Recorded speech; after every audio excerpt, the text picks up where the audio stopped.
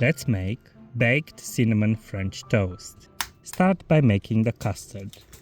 In a deep enough bowl, add 3 large eggs, 300 milliliters of whole milk, 50 grams of sugar,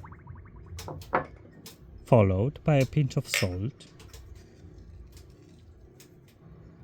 1 teaspoon of vanilla, and 1 tablespoon of ground cinnamon.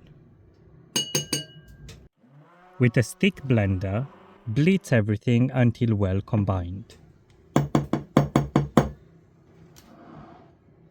For this recipe, I am using 2-day-old brioche bread. You could use any other stale bread you might want to get rid of. Soak each slice in the custard for 20 to 30 seconds. The older the bread, the more you have to soak it.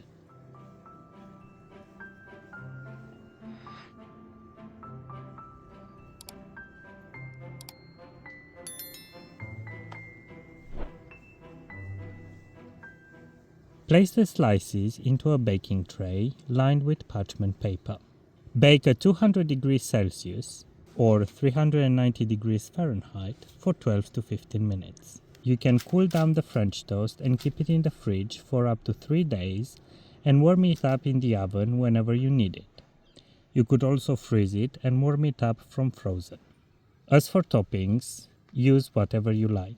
In this instance, I went with some good Greek yogurt, 1 sliced banana, a few rushes of crispy bacon, a sprinkle of roasted pistachios, and a good glug of real maple syrup.